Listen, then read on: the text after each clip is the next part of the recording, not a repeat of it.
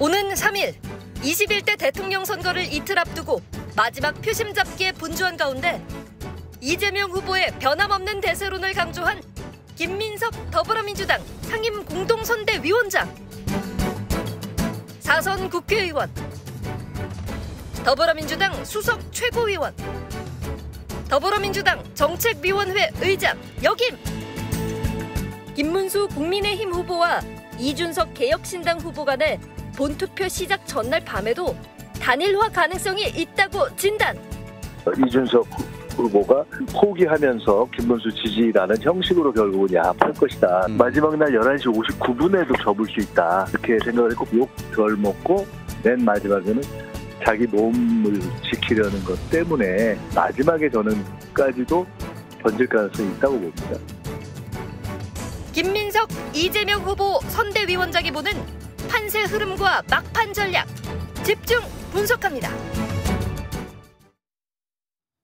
사전투표는 종료됐고 대선 후보들은 본투표 지지를 호소하며 지지층 결집을 위해 막판 표심 공략에 나서고 있는데요. 김민석 더불어민주당 상임공동선대위원장과 얘기 나눠보겠습니다. 김 위원장님 안녕하십니까? 안녕하세요. 네, 사전투표율이 34.74% 역대 두 번째로 높습니다. 이를 두고 이게 심판론이다, 견제론이다 해석이 각각 다른데요. 이번 사전투표율은 어떻게 분석하십니까? 최종적으로 사전투표와 본투표를 종합한 종합투표율이 사상 최대가 될 것이다. 저는 그렇게 봅니다. 네. 그래서 사전투표율은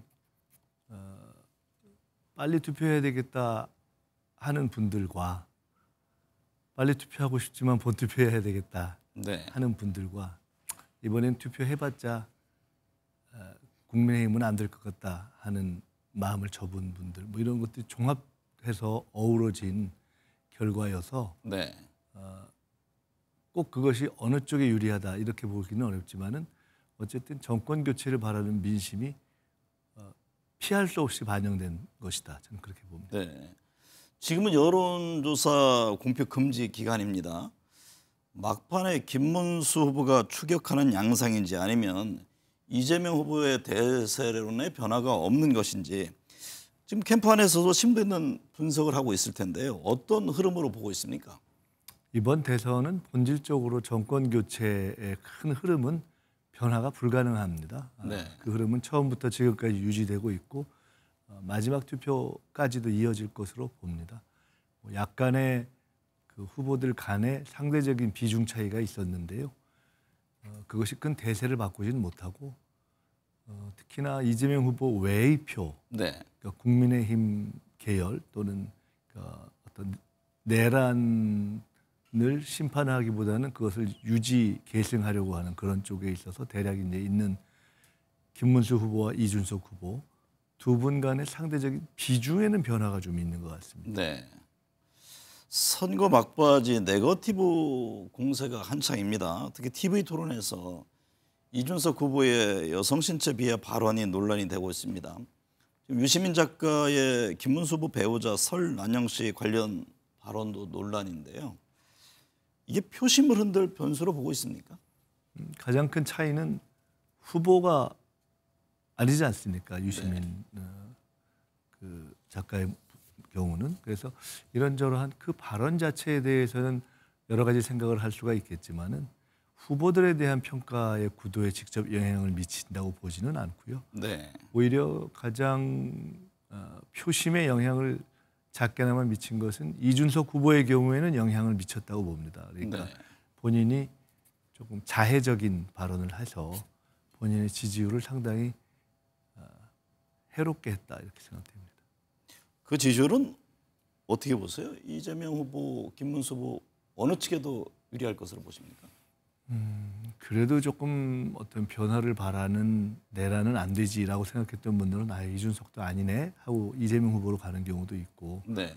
그다음에 그래도 이재명 아닌 쪽을 찍겠다고 생각했던 분 가운데 이건 아직 아니구나 해서 김문수 후보로 가는 쪽도 있고 그다음에 그러저러한 기대를 했다가 어차피 안 되겠네 하고 포기하는 쪽도 있어서 네. 종합을 하면은 저는 김문수 후보가 조금 올라가고 이재명 후보도 조금 덕을 보고 네. 결국 이준석 후보가 제일 피해를 보는 경우가 아닌가 싶습니다. 이틀 남은 지금 변수로 꼽은 것이 김문수, 이준석 후보 간의 단일화입니다. 김 위원장께서는 뭐 투표 당일 날인 6월 3일 오전 5시 50분까지도 단일화가 살아있다 이런 언급을 했는데요. 여전히 김희 후보 간 단일화 가능성이 있다고 보는 겁니까? 사실상 단일화라는 표현을 쓰기는 민망한 국면이 됐죠. 네. 의미 있는 두 표가 합쳐져서 상대를 이길 때 단일화가 되는 것인데 이제는 의미 있는 표들도 아니고 합친다고 해서 정권 교체를 막을 수 있는 것도 아니어서 의미 있는 단일화라고 보기는 어렵고요. 실질적인 것은 이준석 후보가 타오를 던지고 김문수 후보를 지지하겠다라는 명분을 만들어서 지지 선언을 하는 것만 남아 있어서 네. 그것은 당연히 저는 6월 3일 투표 시작 직전까지도 남아 있다. 그리고 그럴 가능성이 매우 높다고 보고 있습니다. 네. 그럼요. 김문수, 이준석 후보 간에 만약에 뭐 본인이 포기하든 아니면 단일화가 됐든 그런 상황을 가정했을 경우에 최종 결과는 어떻게 될까요? 일부 뭐 여론조사에서는 김희 후보 간 지지율 합이 이재명 후보를 앞서는 결과를 보여주기도 했잖아요. 네, 뭐 산수는 1 더하기 1이 2가 되는 경우가 있는데 네. 정치는 1 더하기 1이 2보다 높아지거나 2보다 마이너스가 되거나 그런 경우가 있는 것 같습니다. 아까 말씀드린 명분이 맞고 흐름이 맞으면 시너지가 돼서 2보다 높아지는데 네. 이 경우에는 말로는 내란을 지지하는 세력과 지지하지 않는 그 이준석 후보의 명분 없는 결합이기도 하고 그다음에 추세 자체가 꺾이는 상황이기도 하고 이준석 후보가 이미 그 폭언을 통해서 스스로 마이너스가 된 상황이어서 명분을 잃었기 때문에 1 플러스 1이 한 1.45 정도 되는 시너지가 아닌 마이너스로 될 가능성이 저는 뭐 거의 99% 이상이다 이렇게 보고 있습니다. 네. 그러면은 어떤 상황이 됐든 뭐 이재명 후보 입장에서는 큰 위협적 요인이 될 것 같지는 않다 이렇게 보시는 거군요. 어차피 이번 선거는 처음부터 네. 국민이 상식에 기초해서 판단을 한다면 내란 세력에게 다시 정권을 맡길 수는 없기 때문에 내란 세력과의 경쟁이라는 측면보다는 내란을 심판하는데 얼마나 그 심판의 열기를 민주당이나 이재명 후보가 잘 받들어서 안정적으로 정권 교체를 하느냐의 문제였다고 봅니다. 네. 저희들이 신뢰와 안정감을 드리면 저희에게 조금 더 지지를 해 주실 것이고 영 저희가 부실하다 싶으면 아주 빡빡하게 선거를 이렇게 국민들께서 만들어 주실 것이라고 생각을 했기 때문에요. 네. 저희는 처음부터 말씀드렸듯이 정권 교체의 대세는 안 변한다. 근데 네. 저희가 이제 마지막까지 이틀 동안도 더 절실하게 하고 과연 그동안 안정적으로 어떤 그런 느낌을 드렸는가에 대해서 마지막까지 더 노력을 해야 된다고 생각합니다. 네. 당연히 모든 지역이 중요합니다만 그래도 이번 대선에서 특히 염두에 두고 있는 지역은 어디일까요? 이 후보 고향인 대구 경북에도 공을 들였고 부산 경남 표심도 예의주시하고 있는 상황이죠. 그렇습니다. 그러니까 영남, 부산 경남의 경우에 지난 총선 때도 상당히 분위기가 좋다가 네. 이제 마지막에 표가 실제와 연결이 안 됐던 아픔이 있어서 그렇죠. 아쉬워서 이번에는 이제 저희들이 조금 더 그런 실수가 생기지 않도록 노력을 했고요. 실제로 사는 이전 문제 하나로 사실은 국민의힘이 어떻게 연명을 했는데 그 문제가 정리가 돼버리고 네. 오히려 해수부 이전 또 H&M 유치 그리고 오늘 후보가 제시한 동남투자은행까지 오히려 사실상 부산의 현실적인 대안을 정권 교체 가능 세력이 제시한 네. 공격적인 유세를 마지막까지 펼쳤기 때문에 이번에는 기왕이면은 부산에서도 네. 조금 지지의 분위기를 표로 연결해 주시지 않을까 하는 기대가 있고요. 실제로 가장 저희들이 그동안에는 저조했지만은 기대를 하고 있는 지역 중에 하나는 TK 대구 경북 대구 지역입니다. 경북이군요. 네. 이재명 후보가 대통령이 된다면은 민주당이 배출한 최초의 TK 출신 후보가 대통령이 되는 것이기도 하고 네. 또 대구 경북이 보수 권력을 계속 창출해 왔지만 사실은 보수 엘리트들만 좋았지 네. 지역 발전은 안 되어 왔기 때문에 저희들이 확실하게 한번 대구 경북 지역도 발전시켜 보고 싶다 하는 마음을 가지고 있어서 그런 점에서 저는 지금 분위기가 전에보다는 좋은데 뭐 거기서 저희가 어떻게 막 갑자기 1등하고 과반하겠습니까만은 네. 이재명 후보 고향이기도 하니까 네. 좀 일할 수 있게 더 좀 이렇게 할 수 있게 좀 인심을 좀 많이 써주시면 네. 좋겠다 이런 생각하고 있습니다. 득표율 뭐 30% 이상 얘기가 나왔는데 수치는 잘 모르겠습니다. 네. 예. 그 마지막까지도 하여간 지난번보다 좀 좋게 해주시면 좋겠다는 생각을 하고 있습니다. 대선 기간 외연 확장에 주력했습니다. 중도 보수론도 강조했고요. 이번 대선은 이게 승부를 넘어 대한민국 정치 지형의 대변화를 예고하기도 합니다. 이 점에 대해서는 어떻게 보고 계세요? 보수라는 것이 원래 헌법 정신에 기초하는 것인데 네. 헌법 정신을 파괴해 버렸기 때문에 사실상 보수라고 할 수 있는 세력이 현실 정치에서 사라진 것이죠. 그렇기 때문에 보수, 진보, 중도를 대변하는 헌법재판소의 헌법재판관들이 8대0 만장일치로 윤석열 세력은 가라, 네. 새로운 정부가 나와라 이렇게 정리를 해주신 건 아니겠습니까? 그래서 사실은 합리적이고 애국적인 어떤 보수주의를 기대하는 분들이 저는 이제 이미 극우로 가버린 국민의힘이나 네. 현실적으로 별 영향력이 없는 이준석 후보 쪽에서가 아니라 민주당에서 중도 보수 쪽도 그라운드를 넓게 펴려는 민주당에서 저는 길을 찾으실 수 있는 길이 열렸다고 봅니다. 네. 그래서 이번에 이석연 아주 보수적인 이름을 가졌던 그리고 TK 출신의 권오을, 뭐 최현숙 이런 분들 그리고 김상욱, 허은나, 김용남 이런 분들이 이미 상당한 그룹으로 형성되어 있어서 앞으로 정말 보수 정치를 꿈꾸는 젊은 분들, 네. 미래가 있는 분들은 저는 민주당에 오셔서 정치를 하셨으면 좋겠다는 생각을 가지고 있습니다. 네. 대선 이후에도 그 같은 움직임이 계속 진행되리라고 보십니까? 더 강화될 것입니다. 네. 이 후보에 대한 테러 위험 얘기가 지속적으로 제기되고 있는데요. 실제 그 같은 움직임이 있는지 이에 대한 대비는 어떻게 하고 있는지 궁금합니다. 뭐 하여간 제가 사실은 선대위원장이긴 하지만은 네.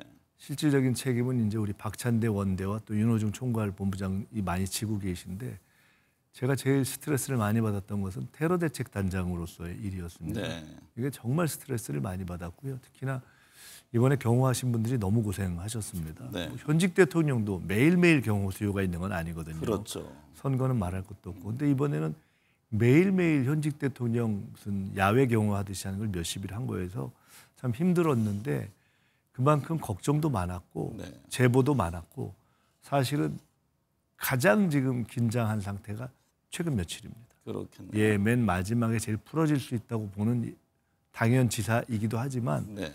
가장 사실은 요 며칠일 것이다라는 제보가 많아서 저희들이 굉장히 긴장하고 있었습니다. 네. 지금 이 시점에서 왜 이재명의 리더십이어야 하는지 경제 분야만 해도 지금 0%대 성장률이라는 것은 거의 재앙 수준이거든요.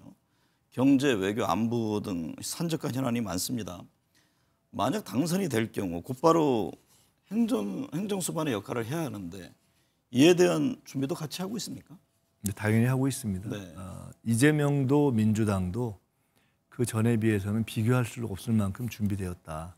근데 중요한 것은 아무리 저희가 준비해도 세상은 훨씬 어렵고 네. 파고는 훨씬 험하기 때문에 지금부터 만약에 새로운 정부를 저희들이 이렇게 맡게 된다면 저희들 힘만으로는 못합니다. 네. 과거에 김대중 대통령이 IMF를 극복할 때 김종필, 박태준 두 분이 손을 잡고 온 국민을 단합시켰던 것처럼 네. 저는 보수 정치하는 분들도 또 그간에 이재명 후보를 안 찍었던 분들조차 네.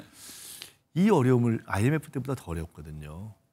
극복하는 데 있어서는 그때는 우리 국민들이 어려울 땐 좀 몰아주는 게 있지 않습니까? 네. 그러니까 한두 해 정도는 좀 힘을 실어주셨으면 좋겠다. 그리고 못한다. 그러면 다음 총선 때쯤 평가하시면 되는 거 아닙니까? 네.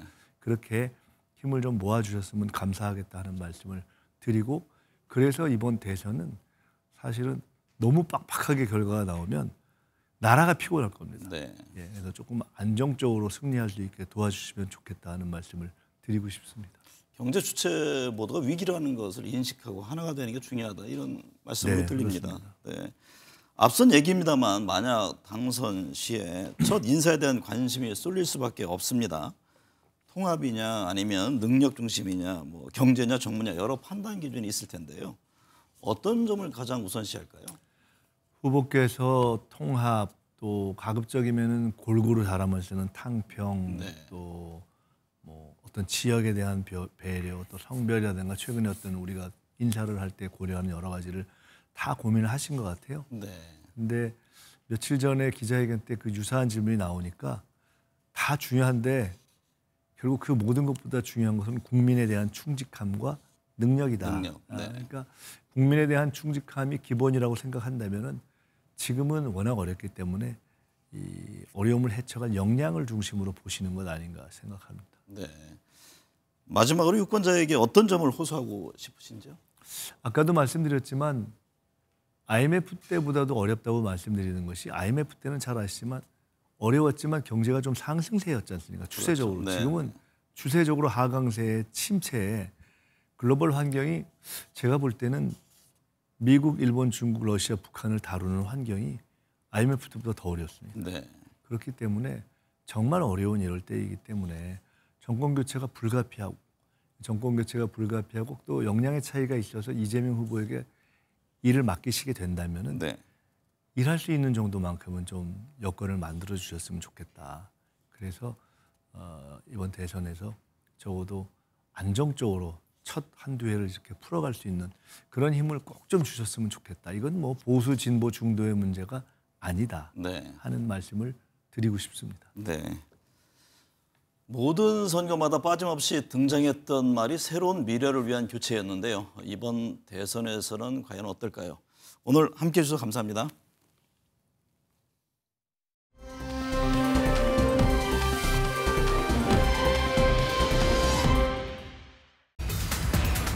오는 3일 21대 대통령 선거를 이틀 앞둔 가운데 김문수 후보와 이준석 후보 간의 보수 단일 대오를 마지막까지 강조하며 표심 잡기에 분주한 김재원 국민의힘 김문수 대선 후보 비서실장, 삼선 국회의원, 대통령 비서실 정무수석 비서관, 국민의힘 수석 최고위원 역임, 이준석 개혁신당 후보를 향해 정치적 미래를 결정하는 데 있어서 단일화가 도움이 될 것이라고 거듭 강조. 지금 후보 단일화라는 것이 뭐 특정인의 정치적인 이해관계 때문이라기보다는 국민의 대의를 따라가자는 것이기 때문에 이준석 후보께서 앞으로 정치적 미래를 결정하는 것에도 도움이 된다는 그런 판단을 하시기를 저희들이 바랄 뿐입니다. 김재원, 김문수 후보 비서실장이 보는 판세 흐름과 막판 전략 집중 분석합니다. 국민의힘에서는 대선 막판까지 개혁신당 이준석 후보와의 단일화에 힘을 쓰고 있는데요. 김재원 국민의힘 김문수 후보 비서실장과 얘기 나눠보겠습니다. 김 실장님 안녕하십니까? 안녕하세요. 네, 이번 사전투표율이 역대 두 번째로 높았는데요. 호남의 투표율은 높고 영남권은 상대적으로 낮습니다. 이를 두고서 뭐 진영마다 해석이 다른데요. 김 실장께서는 어떻게 분석하십니까? 일단은 지금 대선 구도에서 아무래도 최근 들어서 선관위의 투표관리 부실, 네. 그리고 또 우리 보수 진영이 아직까지 완벽하게 이 단일 대우를 형성하지 못하고 있는 것, 이런 것이 복합적으로 보수 진영 지지자들의 투표 의욕을 좀 높이지 못했다고 생각을 합니다. 네. 그런데 최근 들어서 지지율의 차이가 급격히 달라지고 최근에는 저희들이 압도적으로 앞서는 그런 조사의 그 기미도 나타나기 때문에 네. 아마 그런 면에서 본투표에서는 오히려 저런 우리 지지층이 사전투표에서 적게 투표했기 때문에 네. 견제 심리가 발동해서 오히려 우리 그 보수진영 지지자들이 투표장에 많이 가고 그것이 압도적인 승리의 결과를 가져오지 않을까 하고 네. 조심스럽게 전망하고 있습니다. 사전투표 부실 관리 논란도 있었습니다. 이에 대해서 김문수 후보는 절차가 엄격하게 지켜지지 않을 때 그 결과 자체를 승복하는 게 어렵다고 말했습니다. 이게 대선 불복 발언이 아니냐 이런 해석이 나옵니다. 사실은 뭐 대선 불복과는 전혀 무관한 상황이었어요. 네. 당시 그 인터뷰를 할 때 그 내용이 그날 따라 그 사전투표 투표용지를 들고 원래 투표용지를 받으면 곧바로 기표소 가서 기표를 하고 투표함에 집어넣어야 이게 정상적인 투표인데 네. 투표용지를 받아서 밖으로 나가서 밥 먹고 온 사람이 생겼어요. 네. 그런 일이 여러 건이 있었는데 이런 경우는 정상적인 투표라고 할 수 없거든요. 그리고 네. 다시 투표용지 들고 온 사람이 본인인지 아닌지 확인도 하지 않고 기표를 했다 해서 논란이 되었는데 이런 정도의 이 잘못된 투표 관리라면 이 절차가 문제가 있지 않느냐. 이것은 선관위가 책임을 져야 된다라고 하면서 민주주의는 절차적 정당성을 굉장히 중요시하고 네. 이 절차적 정당성이 제대로 지켜지지 않을 때는 결과를 불복할 수 있으니 절차적 정당성을 지켜달라라는 네. 이 당부를 하면서 나온 말이지 뭐 대선을 불복한다든지 할 상황이 전혀 아니고 아니 우리가 대통령 선거에 승리할 텐데 승자가 불복할 이유가 뭐가 네. 있습니까? 네. 그 점에 대해서는 언론에서 과도하게 지금 앞서 나가는 것 아닌가 생각을 합니다. 김문수 후보는 마지막까지 이준석 후보와의 단일화에 관심을 기울이고 있습니다. 지금 선거가 이틀 앞으로 다가왔는데요. 김문수, 이준석 후보 간 단일화 문제 여전히 가능성이 있습니까?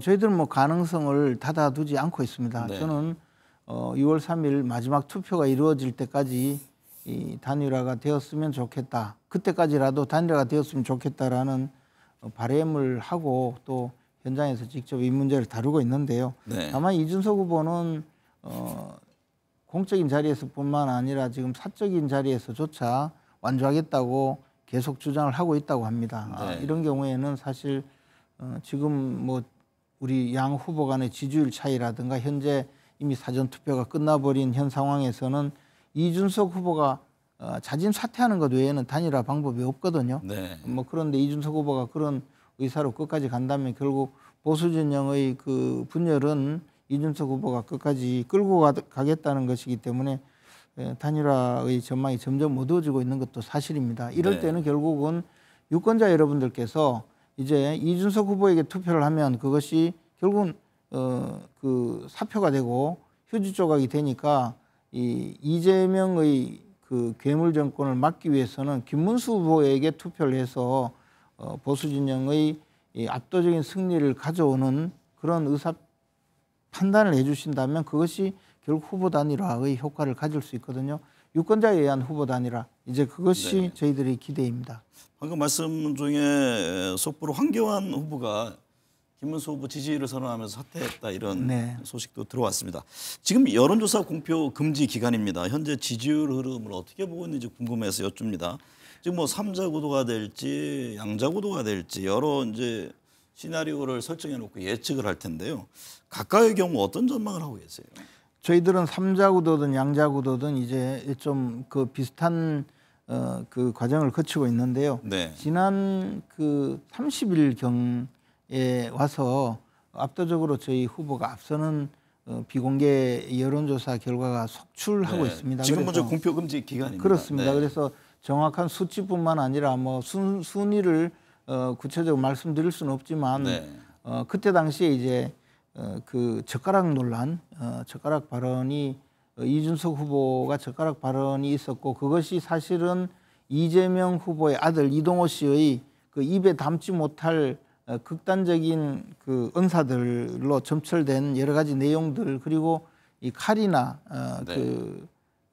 걸그룹 그 멤버인 카리나의 사진 게재 뭐 이런 상황으로 이것이 굉장히 커졌거든요. 네. 거기에 또 유시민 씨의 그 망언에 의해서 우리나라의 지금 여성 유권자들이 굉장히 분노하고 그것이 표심으로 연결이 되어서 이것이 30일경에 아주 극단적으로 네. 표출이 된 것 같은데요. 그 같은 설화가 지금 표심을 흔들고 있다 이렇게 보시면 단순히 말의 문제가 아니고 이 사람들의 정신 상태가 차별적이고 여성 비하적이고 더 나아가서 대한민국의 정상적인 민주적 정당성을 해칠 정도의 위험 인물들이라는 것이 드러나니까 그것이 네. 이제 이재명 후보와 또 이준석 후보의 공통의 문제점으로 부각이 되었고 인성이나 자질, 인간 됨됨이로 도저히 이 국가의 지도자가 되면 안 된다는 그런 유권자들의 판단이 있는 것 같습니다. 그래서 지난 30일 이후로는 우리 후보가 압도적인 우세로 전환이 되었습니다. 이것이 이 본선에서 그대로 유지된다면 3자 구도라도 안정적으로 승리할 수 있다고 판단하고 있습니다. 네. 거듭 말씀드리지만 지금 여론조사 언급할 수는 없는 상황. 그렇습니다. 네, 여론조사 자체를 언급할 수는 없지만 우리가 이제 뭐 빅데이터 조사 또는 우리들이 하고 있는 여의도 연구원의 여론조사, 기타 네. 외주 그 여론조사 회사의 여론조사들이 공통적으로 가고 있는 것은 우리 후보가 지금 상당한 격차를 두고 이기고 있다는 것입니다. 당연히 모든 지역이 중요합니다만 그래도 국민의힘이 이번 대선에서 특히 염두에 두는 지역은 어디일까요? 뭐 보수의 텃밭인 대구, 경북, 영남 지역 당연히 중요할 테고요. 실제로 선거에서 표가 많이 나오는 지역에서 제대로 그 득표가 되어야 승리할 수 있습니다. 우리 네. 전통적으로 우리 대통령 선거에서 우리 보수 진영이 대구 경북에서 80% 정도의 투표와 80% 정도의 득표를 하면 안정적으로 승리하는 구조였습니다. 대체로 75% 이상을 얻으면 네. 우리 그 인구 차이 이 정도로 대구 경북에서 승리한 표로 호남 지역에서 우리가 패배한 그 표를 상쇄하고도 남는 정도거든요. 네. 그래서 그런 경우에 부울경에서 승리한 표가 수도권에서 우리가 만약에 좀 패하더라도 네. 상쇄하고 그럼 강원도, 충청도, 제주도에서 우리가 승리해서 그 대선에서 승리하는 구도였는데 이번에는 사실 대구 경북과 부울경의 그 결집이 조금 지금까지 좀 낮았습니다. 그런데 네. 이제 이것도 지난 30일 이후에는 급격히 결집하고 있고 네. 오히려 지난 윤석열 대통령 때보다도 조금 더 강화되고 있는 거라는 현지의 그 여러 가지 보고들이 많이 있습니다. 그래서 네. 저희들은 이런 면에서 대구 경북과 부울경 즉 영남 지방이 결집하고 이것이 이제 빠른 속도로 수도권으로 옮겨오기를 좀 바라고 있습니다. 네. 대선 기간 빅텐트를 외쳤고 새 미래 민주당 이낙연 고문과 공동 정부 합의를 발표한 바가 있습니다. 그런데 한동훈, 한덕수 경선 후보들의 지원 유세를 두고도 이제 이런저런 논란이 있는데요. 대선 이후 정치 지형에 대한 얘기들을 많이 합니다. 뭐 국민의힘에 과연 어떻게 될 것인지, 개혁신당과는 어떻게 될 것인지 이 점은 어떻게 보고 계세요? 일단 우리 후보가 안정적으로 당선될 것이기 때문에 무슨 분화 가능성에 대해서는 별로 생각하지 않습니다. 그러나 또 걱정하시는 많은 분들은 지금 당내에서 아직까지 단일 대우를 형성하지 못하고 있다. 네. 그런 걱정도 많이 하고 계시고 그것이 이 당의 분화 또는 개혁신당이 저렇게 제3자로서 존재하는 경우에 보수가 분열되지 않을까 이런 말씀이 많아서 네. 앵커께서도 말씀하시는 취지라고 보여지는데요. 개혁신당은 저희들이 보기에 이번에 보수 단일 대우를 형성하는 이 단일화에 끝까지 불참한다면 좌파 진영의 정의당의 길을 갈 가능성이 많다고 생각을 합니다. 네. 이것은 대선 승리 여부와 관계없이 그럴 가능성이 많다고 보고요. 국민의힘 내에서는 당내의 여러 가지 분파가 있지만 그분들이 실질적으로 분열해서 당을 떠나거나 할 동력도 많지 않고 네. 또 당내에서 이 문제를 충분히 융화시켜 나갈 수 있는 그런 에너지가 있기 때문에 뭐 그럴 가능성은 저는 없다고 봅니다. 네. 이번 대선 과정에서 국민의힘을 향한 지적 중에 이 대통령 선거에 집중하는 게 아니라 향후 당권 투쟁에 몰두하는 것 아니냐 이런 지적인데요. 김 시장께서는 지금 뭐 일선에서 선거운동에 앞서면서 많은 점을 느끼고 계실 텐데 이 같은 지적에 대해서는 어떤 입장이세요? 뭐 실제로 그런 느낌으로 보여지는 움직임이 없지 않습니다. 네.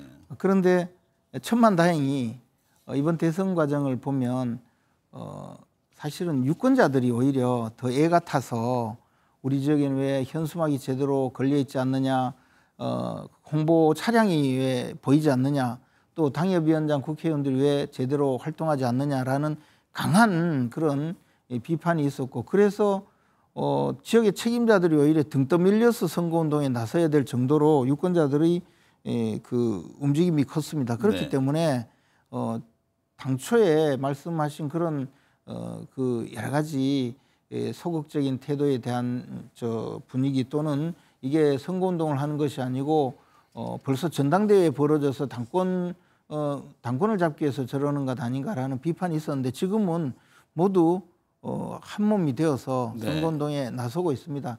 일부 그 잡음이 있었지만 지금은 그런 면에서는 네. 상당히 이제 일체화되었다고 판단하고 있습니다. 네.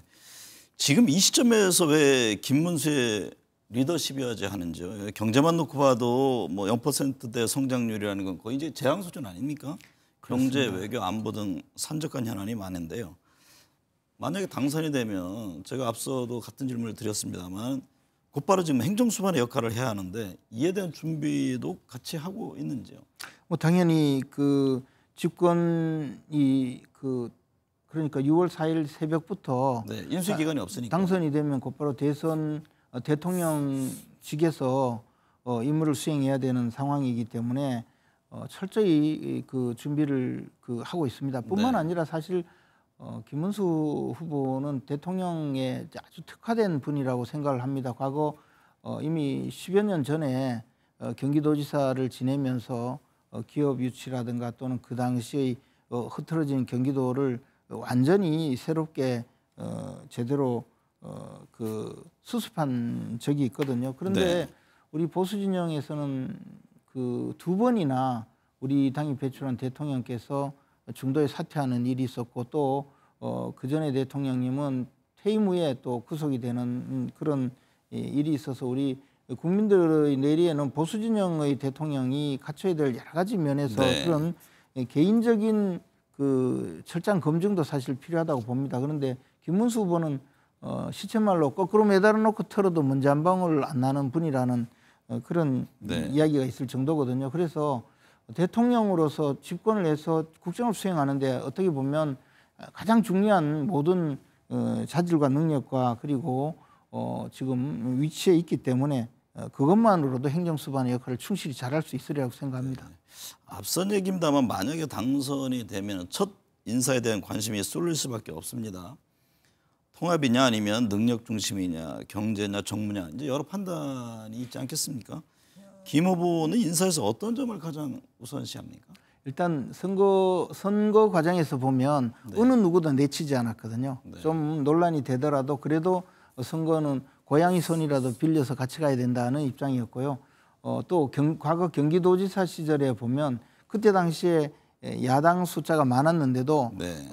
그 화합해가면서 경기도 의회와도 잘 지내면서 일 처리를 잘했거든요. 저는 어차피 지금 민주당이 저렇게 압도적인 의석을 점하고 있는 상황에서는 강요 임명까지도 통합형으로 그렇게 잘 임명을 해서 운영을 해야 된다고 생각하고 실제로 김문수 후보께서 대통령이 되면 가장 통합형 인사를 해서 네. 국정을 잘 수행할 수 있으리라고 생각합니다. 한 40여 초 남았는데요. 마지막으로 유권자에게 어떤 점을 호소하고 싶으신지요? 지금 여러 가지로 분노하는 분들도 많고 걱정하는 분들도 많고 또 과연 내가 이거 투표하면 제대로 반영이 되겠느냐 하고 회의적인 분들도 많은데 네. 분노하는 분, 걱정하시는 분 모두 다 투표해 주시기 바랍니다. 여러분들이 투표를 해야 괴물 정권을 막을 수 있고 나라가 도탄에 빠지는 것을 막을 수 있습니다. 더 좋은 정부를 만들고 더 나은 민주주의를 만들어 가시려면 여러분들 꼭 투표해 주십시오. 그리고 기호 2번 김문수에게 투표해 주십시오. 네. 이제 선택에 대한 고민은 이틀 남았습니다. 이틀 뒤 대한민국 국민들은 어떤 선택을 할까요? 오늘 함께해 주셔서 감사합니다. 고맙습니다.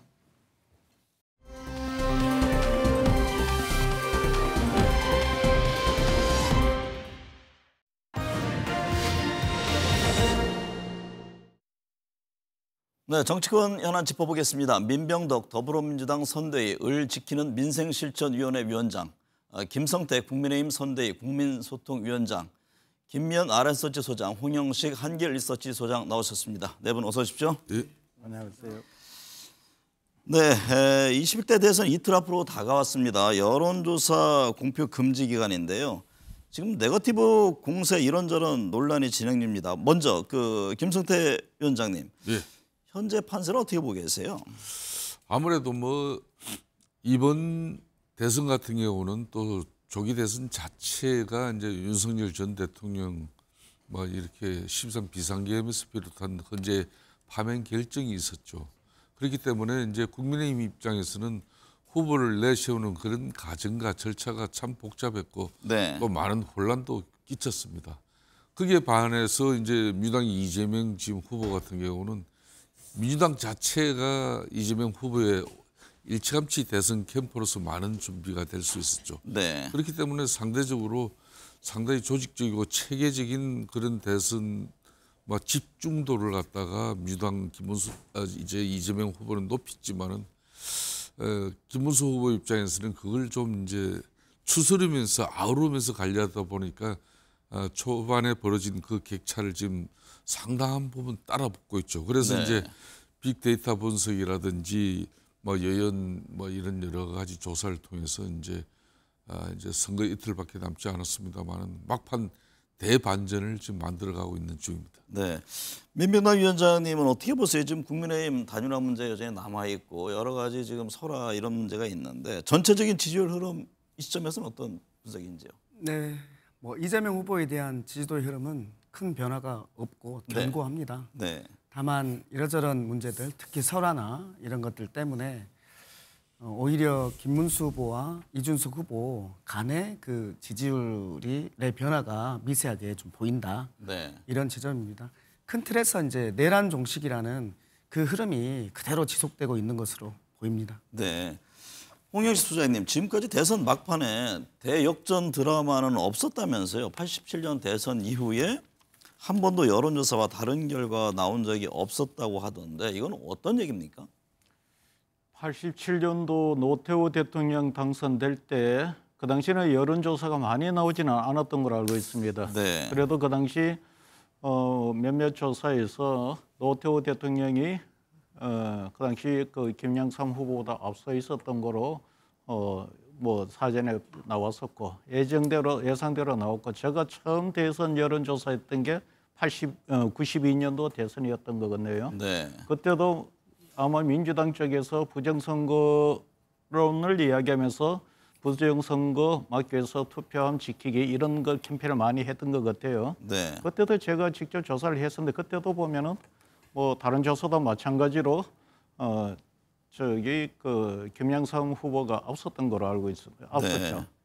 근데 이제 이런 결과가 쭉 나오는 게 그 이후부터는 이제 여론조사가 많이 발표돼요. 대선 직전에. 네. 그러다 보니까 비교해 볼 수 있는 이 자료가 많습니다. 대체적으로 공표 금지 기간 한 7일 전을 놓고 보면은 그때쯤 되면은 모든 이슈 쟁점들이 거의 다 이미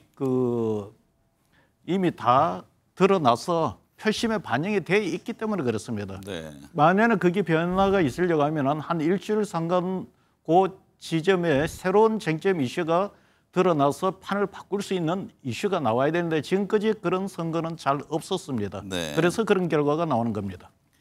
김미연 소장님, 여론조사 공표 금지 전에 나온 갤럽 조사를 보면 이재명, 김문수 후보 간 지지율이 좁혀졌습니다. 그런데 반대로 여론조사 꽃조사에서는 후보 간 지지율 격차가 더 벌어졌습니다.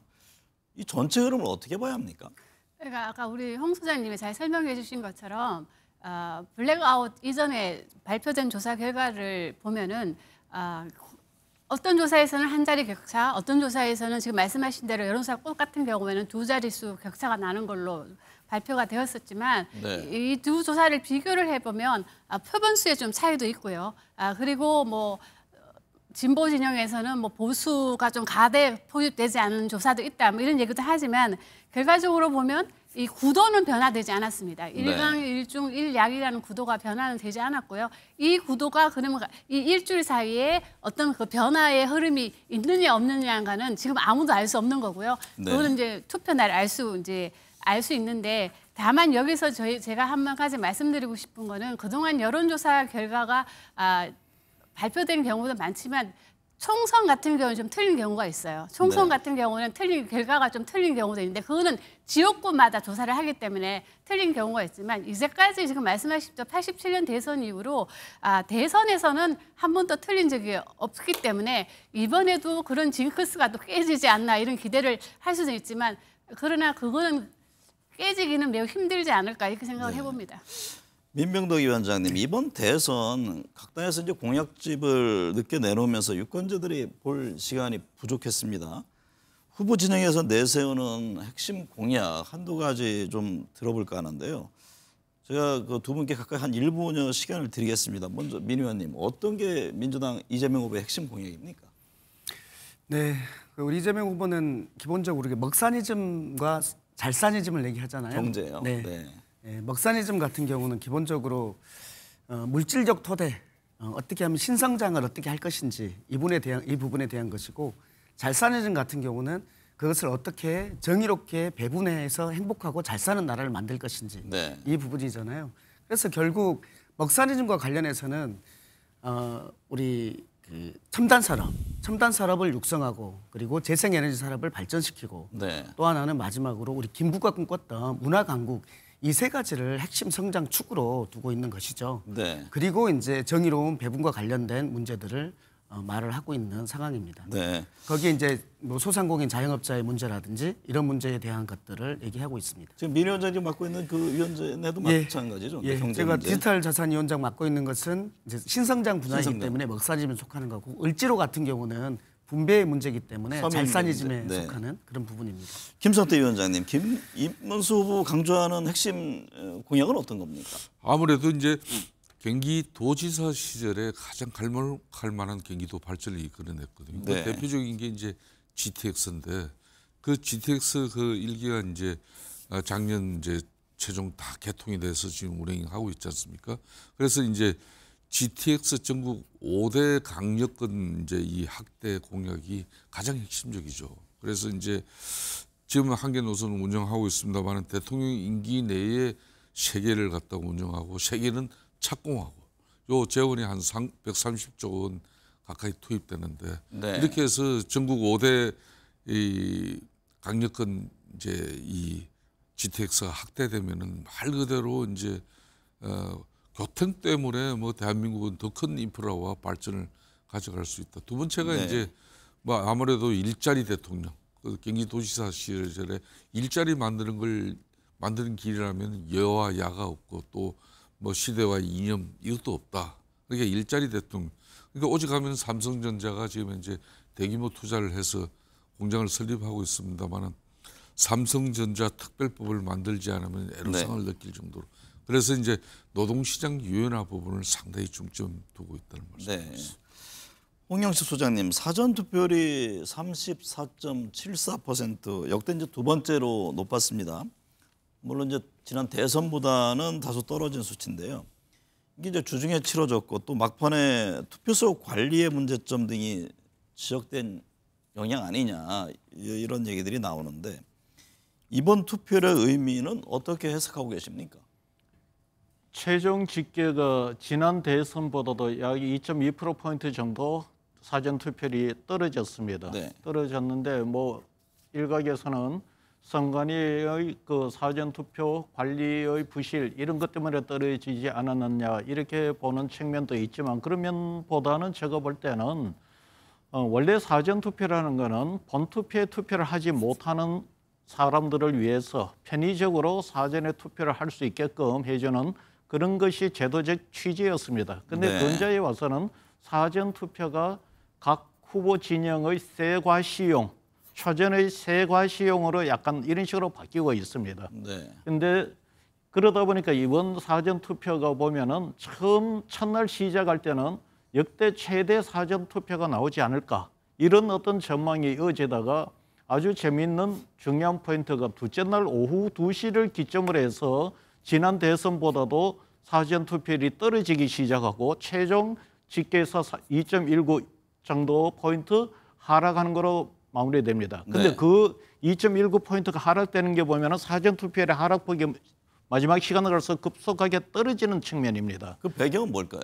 그래서 제가 볼 때는 이번에 사전 투표율은 양 후보의 적극적 지지층, 동원할 수 있는 최대한의 적극적 지지층이 사전 투표에 임해서 첫날 최대 기록을 세웠지만 그 동력이 둘째 날에 가면서 차츰 네. 줄어들었다. 이번 네. 사전 투표율은 아마 보수는 사전 투표에 대해서 불신을 제기하기 때문에 아마 민주당이 좀 더 적극적으로 참여를 했을 겁니다. 네. 그래서 양 진영의 특히 이재명 그 후보 진영의 그 적극 지지층의 동원력의 크기 정도로 보면 될 것 같습니다. 김미연 소장님, 지역별로 보면 호남 지역 투표율이 높고 대구 지역은 가장 낮습니다. 어떤 배경으로 해석할 수 있을까요? 저는 먼저 이 사전 투표율이 자꾸 낮다고 말씀하시는데요. 저는 개인적으로는 처음으로 실시된 주중 사전 투표에서 지난 대선에 육박한 수치가 나왔다는 것은 저는 상당히 높게 나온 걸로 보여집니다. 네. 이건 상당히 높고 만일에 토요일 날 사전 투표가 있었다면 한 40%까지는 충분히 갔을 거라 저는 생각을 하고요. 네. 그다음에 이 사전 투표 결과를 보면 호남은 매우 높게 나오는데 역대 모든 사전 투표에서 호남은 가장 높게 나타났습니다. 그렇기 때문에 저는 이번 사전 투표에서 우리가 눈여겨봐야 할 거는 바로 그 PK, 지금 말씀하신 대로 TK, PK 지역에서 사전 투표율이 상대적으로 매우 낮거든요. 네. 대구 같은 경우는 지난번 사전 투표율과 비교해도 한 10% 정도 포인트 낮은 걸로 지금 나오고 있는데 이런 걸 다 감안해 봤을 때 보수층은 물론 사전 투표에 대한 불신감도 있지만은 아직까지는 혹시 보수 진영에서 탄핵을 찬성했던 분들, 이분들은 아직까지 마음을 못 정한 게 아닌가 이런 생각이 좀 들고 아직까지는 결집이 안 된 상황이 아닌가 싶고요. 그렇다면 우리가 본 투표에서 이 TK, PK 지역에서 얼마만큼 나오느냐가 이번 선거의 최대의 저는 포인트라고 보여지고요. 지난번 대선 그리고 박근혜 대통령이 대선에서 이겼을 때도 TK나 PK에서는 투표율이 70%가 넘었습니다. 네. 그렇다면 지금 이 TK, PK 지역에서 이 본투표 날 과연 얼마만한 투표율을 기록할 것인가, 과연 50% 이상 넘게 나와서 학계 투표율이 70%가 넘는다면 저는 보수 진영에도 어느 정도 해볼 수 있다는 기대감을 줄 수 있다 보여집니다. 네. 그렇기 때문에 사전 투표율을 가지고 이게 낮게 나왔다 지금 얘기하는 거는 저는 조금 저의 해석하고는 좀 다르고요. 본 투표가 얼마 나온가 좀 두고 봐야 될 것 같습니다. 맨병덕 위원장님, 뭐 각 당에서도 해석하는 바가 다릅니다. 투표율이 높고 낮은에 따른 유불리는 뭐 지금 섣부른 것 같고요. 지역별 투표율 좀 분석을 했을 텐데 민주당은 이전 사전 투표율을 어떤 시각으로 보고 있습니까? 지금 재외국민 투표율도 사상 최대 높았다고 그러잖아요. 네, 매우 높았죠. 네. 저희는 재외국민 투표율 같은 경우는 재외국민 투표를 하려면 등록을 하고 와서 또 두 번째 와서 투표를 해야 되는 거 아닙니까? 매우 적극적인 의사를 가진 사람들이 하는 것이다. 그리고 이제 사전 투표 같은 경우 호남 쪽이 특별히 높았던 것들 같은 경우도 이 투표에 대해서 실은 심판 선거에 대한 목마름을 가지고 있었던 것 아니냐라는 것을 가지고 있고요.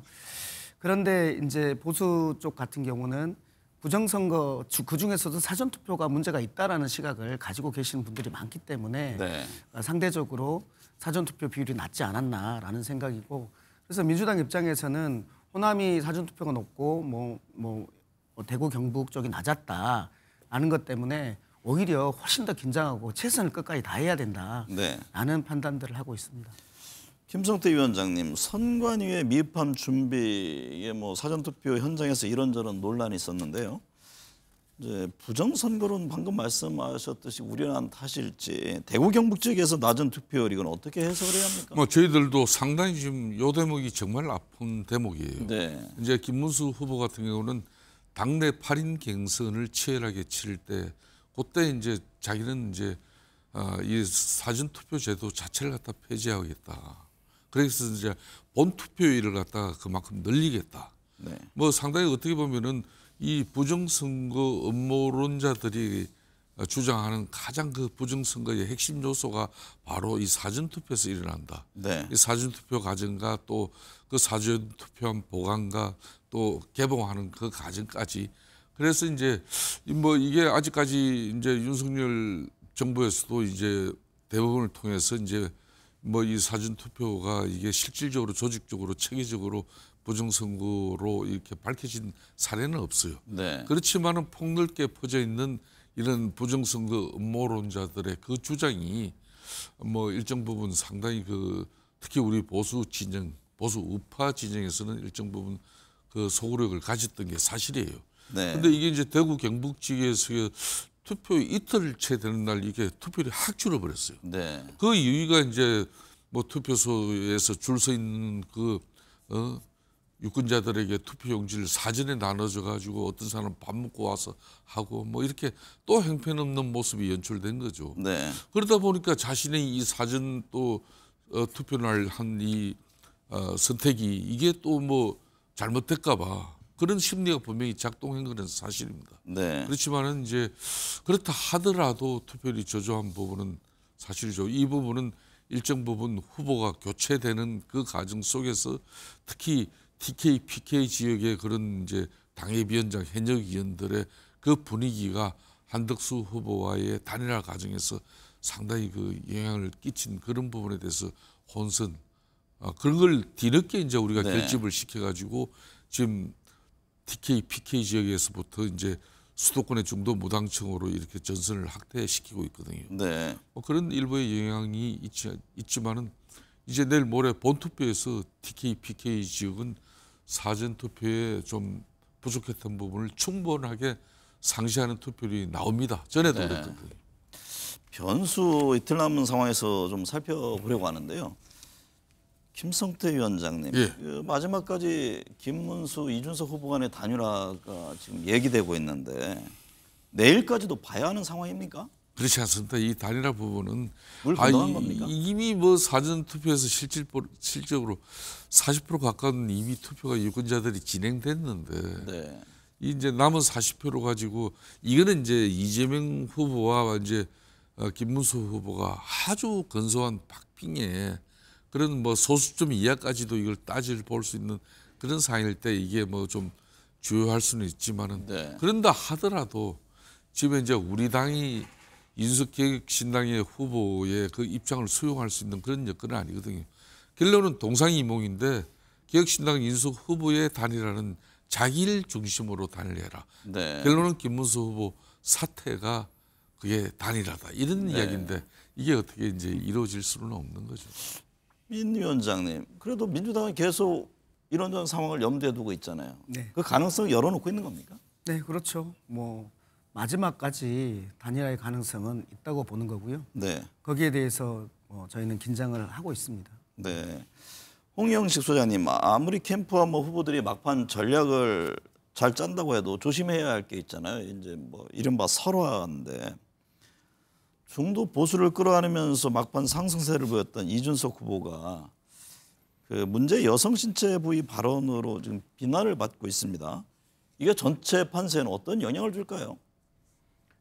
판세에 영향을 미친다고 하면은 보통 우리가 순위가 바뀌는 거를 이야기하는 건데 제가 네. 볼 때는 이것으로 인해서 순위에게 바뀌는 영향을 미치는 않을 것 같고 단지 지지율 수치에 영향을 미칠 것 같습니다. 네. 대체적으로 가장 큰 가설이 어쨌든 이준석 후보가 공격했던 것이 이재명 후보의 아들 문제와 관련된 것이기 때문에 이재명 후보의 지지율이 이로 인해서 플러스 될 리는 없겠죠. 네. 하락할 가능성이 있습니다. 반면 이준석 후보는 이런 공개적 여성 혐오 발언과 관련해서는 유권자들이 예상치 못한 발언이다. 이렇게 본다면은 사실 이준석 후보의 새로운 정치인의 이미지에 잘 맞지가 않습니다. 네. 그래서 이준석 후보의 지지율도 하락할 가능성이 크다. 이 발언으로 이렇게 네. 정리되고 그러면 이제 남는 것이 이 하락폭이 어느 정도이며 이것이 수혜자가 과연 김문수가 될 것인가. 이 부분에 있어서는 제가 볼 때는 아마 이준석 하락폭이 좀 더 클 것이고 이재명 후보의 하락보다 클 것이고 그 지지율의 흐름이 하락한 것이 100% 김문수한테 가기는 그렇게 쉽지는 않을 것이다. 내가 볼 네. 때는 투표를 하지 않는 특히 중도층에는 그런 식으로 영향을 미칠 수가 있을 것이다. 어쨌든 김문수 후보는 이로 인해서 수혜자인 것은 맞지만 아마 국민의힘 후보 진영에서 생각하는 만큼의 수혜는 아닐 거로 봅니다. 민병대 위원장님, 이재명 후보는 자식을 잘못 키운 제 잘못이라고 언급을 했습니다. 근데 자신이 아들이 했다고 이준석 후보가 주장하는 여성 비하 발언에 대해서는 이게 사실을 왜곡한 조작이다 이렇게 강하게 반박을 했는데 책임 문제도 지금 거론하고 있죠. 그러게요. 이게 가족 문제인데 특히 자식 문제 아니겠습니까? 성인된 자식의 문제인데 이 문제 관련해서 21년에 이재명 후보도 그리고 그 아들도 사과를 한 바가 있습니다. 네. 그 불법 상습 도박과 관련해서는 이미 사과를 했고 그리고 책임지겠다고 했고 그게 고발돼 가지고 이번에 이제 판결이 난 거 아니겠습니까? 네.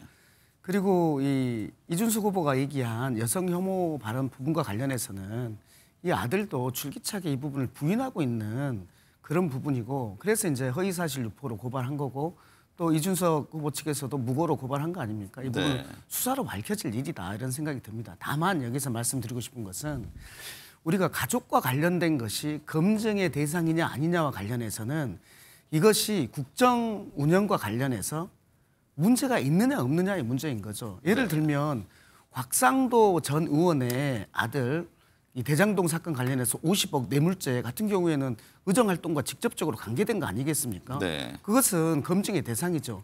그런데 다른 의원들의 아들 중에 뭐 지금 뭐 구체적으로 이름을 언급하기는 그렇습니다만은 음주운전이라든지 최근에 또 마약이라든지 네. 이런 것 같은 경우에는 그 의원의 그 아버지인 의원의 국정 운영이라든지 의원 활동과 관련된 직접적인 것은 아니지 않습니까? 네. 그래서 우리는 그 부분에 대해서는 얘기하지 않거든요. 네. 그러면은 이재명 후보가 대통령직을 수행하는 데 있어서 아들의 상습 도박의 문제라든지 이런 문제들이 국정 관여를 아들이 하겠습니까? 네. 이게 직접적이지 않는데 이걸 너무 하는 것은 실은 정치 공세로 문제로 보인다. 아버지 입장으로 봤을 때는 좀 많이 안타깝다. 네. 그런 말씀을 드립니다. 김성태 위원장님, 유시민 작가의 김문수 후보 배우자 설란영 여사에 대한 발언도 논란을 빚고 있는데요. 김문수 후보는 유세 때 제 아내가 자랑스럽습니다라고 쓰인 티셔츠를 입기도 했는데 이 같은 논란이 막판 표심의 변수가 될 수 있을 일정 것으로 부분 보여져요. 뭐 네. 이제 국민들의 마음에 이제 이것도 이제 유시민 작가의 이제 발언이고 이재명 후보의 발언으로 논란이 빚어진 거 아니기 때문에 뭐 우리 진영에서도 이제 그 부분에 대해서는 이제 참 몰지각한 행위고 발언이다. 비판을 하지만은 이걸 또 이제 늦었지만 유시민 작가도 사과를 했고 이제 더 나아가지고 이제 이재명 후보 자신도 이걸 직접 사과를 하는 그런 측면이 되니까 뭐 이 부분으로서는 이제 뭐 상당히 이제 정서상 국민 유권자 정서상 이게 유시민 작가가 저렇게 학력 차별을 가지고 이야기를 하면서 또 이 상당히 그 무리를 일으켰구나 이런 정도 하지만은 네. 저거 가지고 이제 뭐 결정적인 득표의 그 유불리를 우리가 따지기는 좀 어렵죠. 네. 그렇지만은 이제 뭐 역대 대통령들도 김대중 전 대통령이나 노무현 전 대통령 뭐 이런 분들 다 상고 출신이고 또 실업계 출신 대통령들도 있고 한데 앞으로 유시민 작가는 이런 발언 정말 조심하기를 바라는 네. 거죠. 김미연 소장님, 이준석 유시민 작가의 발언이 전체 표심에는 어떤 영향을 줄까요? 먼저 이준수 후보 같은 경우를 살펴보면요. 이준수 후보의 지지층은 20대 남자들 그리고 무당층에서 상당히 상대적으로 높은 지지를 받는 것으로 조사가 되고 있기 때문에 이번에 이 전체 표심의 이준석 후보 지지율에는 저는 그다지 크게 영향을 줄 것 같지는 않아 보입니다. 네. 왜냐하면 원래 그 20대 남성들 같은 경우는 이런 이준석 후보의 그런 캐릭터를 좋아하기 때문에 지지하는 거기 때문에 저는 뭐 물론 이게 그런 말을 했다는 건 상당히 비판받아 마땅하지만 이것이 뭐 전체 선거판을 흔들 만한 그런 거라고 생각이 들지 않고요. 그리고 유시민 작가의 발언은 이제는 유시민 작가 같은 경우는 민주당 소속이 아니고 민주당을 대변하는 빅 스피커 역할을 하기 때문에 예전에 민주당에 뭐 있었던 그 발언, 뭐 노인 폄하 발언이라든가 뭐 이런 거하고는 좀 약간 비교가 안 된다고 보여지고요. 그런 네. 관점에서 본다면 이런 설화는 이제는 이번 선거에서는 그다지 큰 영향을 미치지 않고 표심에도 큰 영향을 주지 않는 걸로 보여집니다. 네. 김성태 위원장님, 예. 댓글 조작단 논란도 한창입니다. 이재명 후보는 리박스쿨이라는 극우 단체가 여론 조작팀을 운영했다는 보도와 관련해서 국민의힘 연루 가능성을 의심했습니다. 해당 단체가 이재명 후보에는 비방 댓글을, 김문수 후보에는 옹호 댓글을 달았다는 의혹을 한 건데요. 이 점은 어떻게 보고 계세요? 그런 이제 뭐 지금 현재 민주당 이재명 후보 뭐 캠프에서 너무 학대 재생산하고 있는 건데 지금 현재 이재명 후보는 보자 몸조심하는 차원이 더 중요한 것이지 네. 이렇게 날색에 뽀족하게 지금 국민의힘 후보 김문수 또 타격을 주기 위해서 그걸 조직적으로 체계적으로 국민의힘에서 이 댓글 조작팀이 그 단체를 통해서 운영되어졌다. 이렇게 주장 몰고 가는 건 맞지 않아요. 왜냐하면은 박근혜 대통령 탄핵 당시도 그때 그 국정원이 이제 댓글 조작을 해서 엄청난 이제 처벌을 받았잖아요. 네. 문재인 정권 적폐 청산의 한 대목이 돼가지고 정치적으로 엄청난 어려운 시간을 이걸로 보냈어요. 그 관련자들이. 또 더군다나 저도 뭐 대표 시절에 또 당시 이제 드루킹 일당들과 댓글 조작을 통해서 민주당 후보가 되고 또 대선에까지 또 영향을 받았던 그 댓글 조작으로서 민주당 내에서도 엄청난 타격을 입었기 때문에 이 댓글 조작팀을 또 뭐 별도로 이렇게 좀 운영하고 지원하고 이거는 있을 수가 없는 거예요. 그렇기 네. 때문에 이재명 후보 측에서도 이런 걸로 가지고 이렇게 뭐 저는 공격할 필요는 없다고 보고 있습니다. 네. 민병가 위원장님, 민주당은 댓글 조작 제보자에게 지금 포상까지 예고하면서 문제를 제기하고 있는데요. 지금 법적 대응 여기까지 하고 있는 거죠? 네네네. 이 단체 이름이 리박스쿨, 이승만, 박정희 스쿨, 그다음에 자손군, 자유손가락 군대라는 거 아닙니까? 네. 근데 이 자손군 이 대표가 구체적으로 김문수 후보도 여기를 방문했고 하는 일도 알고 있다라고 네. 구체적인 워딩을 한 동영상이 나와 있지 않습니까? 그리고 거기에 권성동 원내대표, 그다음에 김상훈 정책위 의장, 조정훈 의원 이런 것까지 구체적으로 얘기를 하고 있기 때문에 이 부분과 관련해서는 김문수 후보, 그다음에 원내대표, 그다음에 정책위 의장, 조정훈 의원 이런 분들의 해명이 필요한 부분이죠. 이 부분과 네. 관련해서는. 그런데 해명이 없이는 안 될 것 같습니다. 네. 김성태 위원장님, 대선을 앞두고 두 전직 대통령도 나섰습니다. 윤석열 전 대통령과 박근혜 전 대통령인데요. 먼저 윤 전 대통령 어제 전광훈 목사 주도 집회에서 공개된 호소문을 통해 김문수 후보 지지를 호소했습니다.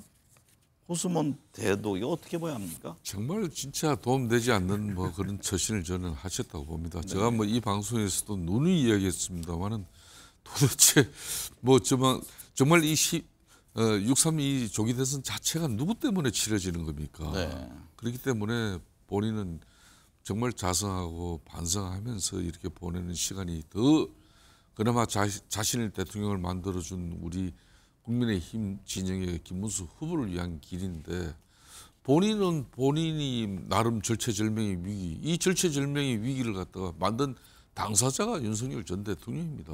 네. 그렇기 때문에 어떻게 보면 윤석열 전 대통령 때문에 이재명 민주당 후보는 또 살아나게 됐고 살아나는 것도 또 모자라가지고 윤석열 전 대통령은 끝까지 이렇게 이재명 후보의 당선을 위해서 또 발걷어붙이고 나서는 그런 행국이라고 저는 봐요. 그렇기 때문에 저는 맞지 않습니다. 그러니까 이명박 전 대통령이나 박근혜 전 대통령 입장에서는 정말 지금 이번 선거가 김문수 후보 또 우리 보수 진영 전체를 국가를 보더라도 이게 한 사람에게 너무나 절대적인 권력이 지금 현재 다 쏠리는 이 부분에 대해서 다들 큰 걱정을 하고 있거든요. 네. 그런 부분에서 이렇게 좀 뭐 자신이 나름 그래도 뭐 대구 서문시장을 찾아가고 뭐 이런 정도하고는 지금 현재 윤석열 전 대통령의 이 처신하고는 엄청난 차이가 있습니다. 그렇기 때문에 저는 윤석열 전 대통령 입장에서 이제 남은 하루라도 좀 조용히 좀 계셔달라 좀 부탁드리고 싶습니다. 임병동 위원장님, 민주당은 어떻게 보고 있습니까? 이런 발언을 두고 이제 윤 전 대통령이 공직선거법 적용을 피하기 위해서 대독 방식으로 한 건 아니냐 뭐 이런 얘기도 나오던데 어떤 입장이세요? 네, 정광훈 집회에서 그다음에 전 여의도 연구원 상임 부위원장이 대독을 한 거거든요. 그러니까 두 가지 측면인데 이 법에는 이렇게 돼 있어요. 103조에 따르면은 이 법에 정한 경우 외에는 선거운동을 위한 집회를 할 수 없게 돼 있거든요. 네. 그러니까 그 집회를 한 것이기 때문에 그게 또 문제고 또 하나는 확성기를 사용을 해서 누구를 지지한다는 선거운동을 한 거 아닙니까? 네. 그건 91조 위반이거든요. 그래서 이거는 내용을 적어준 사람은 윤석열, 그것을 읽은 사람은 그 여의도연구원 부원장 이렇게 되면 그 두 분의 공동정범으로 보이는 그런 판입니다. 제가 네. 보기에는 윤석열 전 대통령의 죄가 하나 더 늘어나는 것인데 여기서 우리가 느껴야 될 핵심이 뭐냐면 윤석열이 지지하고 정광훈이 지지하는 김문수 후보라는 인상이고 그렇게 해서 김문수 후보가 대통령이 되면 그러면은 윤석열과 그 내란 세력을 사면복권하지 않겠나, 네. 그 귀환을 허용해주지 않겠나 이런 의혹을 그대로 주고 있는 단적인 사건인 겁니다. 네, 홍영식 소장님, 막판 표 결집을 시도하고 있는 국민의힘에게는 윤 전 대통령의 이 같은 움직임이 뭐 호재입니까, 악재입니까? 선거 전략적 차원에서 놓고 본다면은 지금 국민의힘이 앞서 있는 상황이 아닙니다. 달리 이야기하면 국민의힘 결집으로 이길 수가 없는 선거입니다. 네. 그러면은 국민의힘을 지지하지 않는 보수 또는 중도 외연에 넓혀서 더 많은 지지를 끌어들여야 이기는 상황인데 지금 윤석열 대통령이 나선다는 것은 선거 전략적인 차원에서 보면은 악재지요. 이미 윤석열을 지지하는 이 국민의힘 지지층들은 이미 결집 다 되어가 있습니다. 네. 지금 우리가 조사를 해보면은 국민의힘 지지층보다도 이 보수 지지층의 지지율이 더 떨어져요. 그리고 중도층은 거의 배 정도 차이가 납니다. 그럼 어떻게 해야 될까요? 윤석열 대통령 입장에서는 윤석열 대통령으로 인해서 탄핵되고 특히 계엄을 통해서 선거가 치러지는 상황에서 상대가 내란 세력으로 규정하는 것을 벗어나는 것이 이 집권 그 프레임을 벗어나는 것이 관건인데 여기에서 어떻게 보면은 윤석열 대통령이 막판에 등장하는 것은 이 그 보수 외연 확장도 못할 뿐만 아니라 상대 후보의 어떤 내란 세력 프레임에 걸려들게 하는 악재만 제공합니다. 네. 내가 볼 때는 지금까지 선거를 여러 번 봤지만은 선거 막판에 전직 대통령이 이렇게 어떻게 보면 초를 친다 할 정도의 악재로 보여집니다. 김미연 소장님, 박근혜 전 대통령은 어제 8년 만에 대구 서문시장을 찾았습니다. 김문수 후보에 힘을 실어주기 위한 것 아니냐 이런 해석이 나왔습니다. 박근혜 전 대통령 행보하고 우리 윤석열 전 대통령 행보는 좀 우리가 좀 나눠서 볼 필요가 있다 보여집니다. 네. 왜냐하면 윤석열 전 대통령 왜 나왔을까? 다들 반대하는데 제 개인적으로는 이분은 지금 여론조사 착시 효과에 지금 빠져 있는 것 같아요. 그게 뭐냐면 이분이 그 재임 시절에는 한 번도 그 허니문 기간을 빼고는 한 번도 가반 득표 지지율을 가반까지 가본 적이 없습니다. 자, 본인의 득표율을 한 번도 하지를 못했었는데요. 그런데 탄핵 이후에 나온 여론조사, 올 초에 나온 조사를 보면 가반에 육박한다는 조사가 많았거든요. 그렇기 때문에 아무래도 내가 나가야만이 이길 수 있다. 이런 지금 자신감 때문에 지금 나선 거로 보여지고요. 그러나 지금 이거는 지금 많은 분들이 말씀하신 대로 악재로 보이고요. 그럼에도 불구하고 박근혜 전 대통령은 보수층에서 어떤 동정심이 상당히 있습니다. 동정심이 있기 때문에 그리고 그렇기 때문에 지금 서문시장을 방문한 거에 대해서 이 낮은 대구에서 그 지지율, 낮은 그 사전 투표율을 보면 어느 정도 박근혜 대통령이 보수층을 좀 결집하는 데는 저는 어느 정도 역할을 하지 않을까. 그래서 만약 투표율이 좀 높아진다면 대구에서 이거는 일정 부분 박근혜 전 대통령의 공로가 아닐까 저는 그렇게 생각합니다. 시간이 뭐 한 1분 좀 더 남았는데요. 김성태 위원장님, 막판 변수가 있다면 뭐가 있을까요? 이제 변수 없습니다. 이제 선거 하루 앞두고는 과거에 뭐 대한민국 자유당 시절에 3대 대통령 신익희 후보, 네. 또 4대 대통령 선거에서 또 조병국 후보 이런 분들이 뭐 사망하거나 또 내지는 뭐 사고 이거 외에는 지금 뭐 막판 변수라는 게 나올 수가 없죠. 지금껏 뭐 이미 유권자들 표심은 반은 행사되었기 때문에 내일 하루 다 후보들 무탈하게 뭐 유세 잘 마치고 이제 3일날 마지막 본투표에서 국민들 좋은 선택만 기대할 뿐입니다. 민병도 위원장님은 뭐 변수가 있다고 보세요? 네, 없다고 봅니다. 네. 여기서 핵심은 내란 종식을 원하느냐, 그것보다는 다른 걸 원하느냐 이거에 의해서 판이 갈릴 거라고 보고요. 네. 네. 제가 민병도 우리 위원장님 그 마지막 변수라는 게 내란 심판이냐 안 그러면은 이재명 민주당 후보에게 대한민국의 상권이 다 집중되느냐 여기에 대한 유권자 판단만 남은 거죠. 두 분께는 이제 10초씩 투표는 어떨 것 같습니까? 저는 투표율이 가장 관건일 것 같습니다. 본 투표율이 얼마나 나올까? 특히 정통적인 보수 지난 대선보다는 진영에서 높을까요? 저는 높지는 않을 것 같아요. 우리 홍 소장님은요? 투표율은 지난 대선만큼은 나오지 않지 않을까 봅니다. 네, 오늘 네 분 말씀 감사합니다. 네. 네, 감사합니다.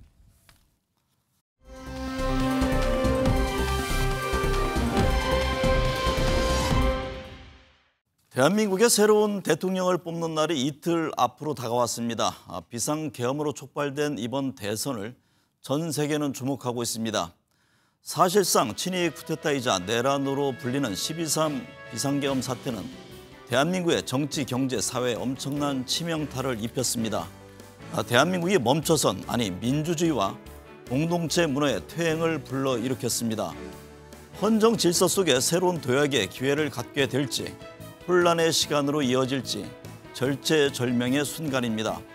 소중한 투표권을 통해 이 시대 우리에게 필요한 지도자를 뽑고 결과에 승복하면서 단합된 힘으로 새로운 대한민국을 만들어 가야 합니다. 지금 우리는 성장률 0%대라는 재앙과 맞닥뜨려 있고 트럼프발 관세 폭탄 등 예상하기 어려운 대외 변수에 직면해 있습니다. 바로 여러분의 한 표 한 표가 대한민국의 미래를 결정짓습니다. 시청해주신 여러분 감사합니다.